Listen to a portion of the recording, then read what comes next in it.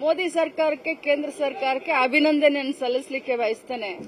ಇದು ಅವರು ಕೊಟ್ಟಂತ ಒಂದು ಕೊಡುಗೆ ಅಂತ ಹೇಳಲಿಕ್ಕೆ ಬಯಸ್ತೇನೆ. ಮೊನ್ನೆ ಮಹಿಳಾ ದಿನಾಚರಣೆಯ ದಿನದಿಂದನೇ ಗ್ಯಾಸ್ ಸಿಲಿಂಡರ್ ಬೆಲೆ ಜಾಸ್ತಿ ಆಗಿದೆ. ಸೊ ಎಲ್ಲಿ ಸ್ಮೃತಿ ಇರಾನಿ ಅವರು ಎಲ್ಲೋ ಯಾಕೋ ಕಾಣಿಸ್ತಾ ಇಲ್ಲ. ಯಾಕಂತಂದ್ರೆ 10 ರೂಪಾಯಿ 50 ರೂಪಾಯಿ ಜಾಸ್ತಿ ಬೆಲೆ ಆದ್ರೆ ಪಾಪ ಬಹಳ ಬೊಂಬಳ ಹೊಡ್ಕೊಳ್ತಾ ಇದ್ರು. ಇವತ್ತು ಪಾಪ ಎಲ್ಲೋ ಕಾಣೆಯಾಗಿದ್ದಾರೆ, ಮಾಯ ಆಗಿದ್ದಾರೆ.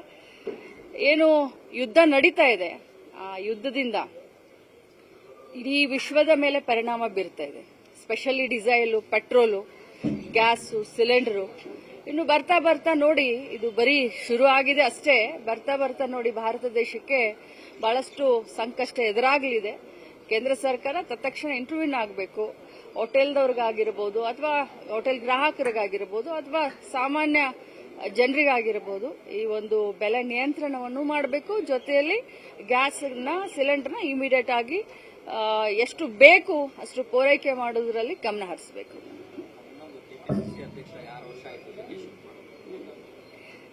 ಇವತ್ತಿಗೆ ಕೆಪಿಸಿಸಿ ಅಧ್ಯಕ್ಷರಾಗಿ ಮಾನ್ಯ ಡಿ.ಕೆ. ಶಿವಕುಮಾರ್ ಸಾಹೇಬರು 6 ವರ್ಷ ಅರ್ಥಪೂರ್ಣವಾಗಿ ಮತ್ತು ಅತ್ಯಂತ ಯಶಸ್ವಿ ಅಧ್ಯಕ್ಷರಾಗಿ ಕೆಲಸವನ್ನ ಮಾಡಿದ್ದಾರೆ. ಅವರಿಗೆ ನಾವು ಮೊದಲನೇದಾಗಿ ಅಭಿನಂದನೆಯನ್ನು ಸಲ್ಲಿಸ್ತೇನೆ. ಅದರ ಜೊತೆಯಲ್ಲಿ ಇವತ್ತು ಸಾಯಂಕಾಲ ಏನೋ ಅವರು ಎಲ್ಲರಿಗೂ ಒಂದು ಔತಣಕೂಟವನ್ನು ಏರ್ಪಾಟ್ ಮಾಡಿದ್ದಾರೆ. ನಾವೆಲ್ಲರೂ ಕೂಡ, ಯಾಕಂದ್ರೆ ಸೆಷನ್ ನಡೆಯುವಂತ ಸಂದರ್ಭದಲ್ಲಿ ಎಲ್ಲ ಶಾಸಕರು, ಮಂತ್ರಿಗಳು ಬ್ಯಾಂಗ್ಳೂರಿನಲ್ಲೇ ಇರ್ತಾರೆ. ಸೊ ಎಲ್ಲರೂ ಕೂಡ ಈ ಒಂದು ಔತಣಕೂಟದಲ್ಲಿ ಅತ್ಯಂತ ಖುಷಿಯಿಂದ ನಾವೆಲ್ಲರೂ ಕೂಡ ಭಾಗವಹಿಸ್ತೇವೆ.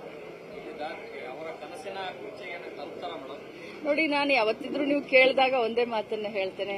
ಅವರ ಕನಸು ಏನಾಗಿತ್ತು ಅಂತಂದ್ರೆ ಕರ್ನಾಟಕ ರಾಜ್ಯದಲ್ಲಿ ಕಾಂಗ್ರೆಸ್ ಪಕ್ಷವನ್ನ ಸರ್ಕಾರ ತೆಗೆದುಕೊಂಡು ಬರಬೇಕು ಅಂತ ಹೇಳಿ ಅವರ ಒಂದು ಕನಸನ್ನ ಈ ಒಂದು ಜನತೆ ಈಡೇರಿಸಿದ್ದಾರೆ.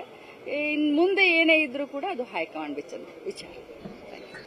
ಮೋದಿ ಸರ್ಕಾರಕ್ಕೆ ಕೇಂದ್ರ ಸರ್ಕಾರಕ್ಕೆ ಅಭಿನಂದನೆಯನ್ನು ಸಲ್ಲಿಸಲಿಕ್ಕೆ ಬಯಸ್ತೇನೆ. ಇದು ಅವರು ಕೊಟ್ಟಂತ ಒಂದು ಕೊಡುಗೆ ಅಂತ ಹೇಳಲಿಕ್ಕೆ ಬಯಸ್ತೇನೆ. ಮೊನ್ನೆ ಮಹಿಳಾ ದಿನಾಚರಣೆಯ ದಿನದಿಂದನೇ ಗ್ಯಾಸ್ ಸಿಲಿಂಡರ್ ಬೆಲೆ ಜಾಸ್ತಿ ಆಗಿದೆ. ಸೊ ಎಲ್ಲಿ ಸ್ಮೃತಿ ಇರಾನಿ ಅವರು ಎಲ್ಲೋ ಯಾಕೋ ಕಾಣಿಸ್ತಾ ಇಲ್ಲ. ಯಾಕಂತಂದ್ರೆ 10 ರೂಪಾಯಿ 50 ರೂಪಾಯಿ ಜಾಸ್ತಿ ಬೆಲೆ ಆದ್ರೆ ಪಾಪ ಬಹಳ ಬೊಂಬಳ ಹೊಡ್ಕೊಳ್ತಾ ಇದ್ರು. ಇವತ್ತು ಪಾಪ ಎಲ್ಲೋ ಕಾಣೆಯಾಗಿದ್ದಾರೆ, ಮಾಯ ಆಗಿದ್ದಾರೆ. ಏನು ಯುದ್ಧ ನಡೀತಾ ಇದೆ, ಆ ಯುದ್ಧದಿಂದ ಇಡೀ ವಿಶ್ವದ ಮೇಲೆ ಪರಿಣಾಮ ಬೀರ್ತಾ ಇದೆ. Specially diesel, petrol, gas, cylinder. ಇನ್ನು ಬರ್ತಾ ಬರ್ತಾ ನೋಡಿ, ಇದು ಬರೀ ಶುರು ಆಗಿದೆ ಅಷ್ಟೇ. ಬರ್ತಾ ಬರ್ತಾ ನೋಡಿ ಭಾರತ ದೇಶಕ್ಕೆ ಬಹಳಷ್ಟು ಸಂಕಷ್ಟ ಎದುರಾಗಲಿದೆ. ಕೇಂದ್ರ ಸರ್ಕಾರ ತತ್ಕ್ಷಣ ಇಂಟರ್ವ್ಯೂನ್ ಆಗಬೇಕು.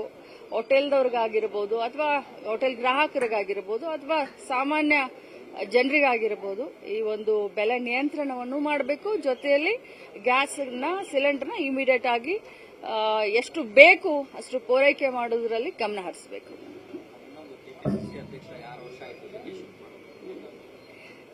ಇವತ್ತಿಗೆ ಕೆಪಿಸಿಸಿ ಅಧ್ಯಕ್ಷರಾಗಿ ಮಾನ್ಯ ಡಿ.ಕೆ. ಶಿವಕುಮಾರ್ ಸಾಹೇಬರು 6 ವರ್ಷ ಅರ್ಥಪೂರ್ಣವಾಗಿ ಮತ್ತು ಅತ್ಯಂತ ಯಶಸ್ವಿ ಅಧ್ಯಕ್ಷರಾಗಿ ಕೆಲಸವನ್ನ ಮಾಡಿದ್ದಾರೆ. ಅವರಿಗೆ ನಾವು ಮೊದಲನೇದಾಗಿ ಅಭಿನಂದನೆಯನ್ನು ಸಲ್ಲಿಸ್ತೇನೆ. ಅದರ ಜೊತೆಯಲ್ಲಿ ಇವತ್ತು ಸಾಯಂಕಾಲ ಏನೋ ಅವರು ಎಲ್ಲರಿಗೂ ಒಂದು ಔತಣಕೂಟವನ್ನು ಏರ್ಪಾಟ್ ಮಾಡಿದ್ದಾರೆ. ನಾವೆಲ್ಲರೂ ಕೂಡ, ಯಾಕಂದ್ರೆ ಸೆಷನ್ ನಡೆಯುವಂತ ಸಂದರ್ಭದಲ್ಲಿ ಎಲ್ಲ ಶಾಸಕರು, ಮಂತ್ರಿಗಳು ಬ್ಯಾಂಗ್ಳೂರಿನಲ್ಲೇ ಇರ್ತಾರೆ. ಸೊ ಎಲ್ಲರೂ ಕೂಡ ಈ ಒಂದು ಔತಣಕೂಟದಲ್ಲಿ ಅತ್ಯಂತ ಖುಷಿಯಿಂದ ನಾವೆಲ್ಲರೂ ಕೂಡ ಭಾಗವಹಿಸ್ತೇವೆ. ನೋಡಿ, ನಾನು ಯಾವತ್ತಿದ್ರೂ ನೀವು ಕೇಳಿದಾಗ ಒಂದೇ ಮಾತನ್ನ ಹೇಳ್ತೇನೆ.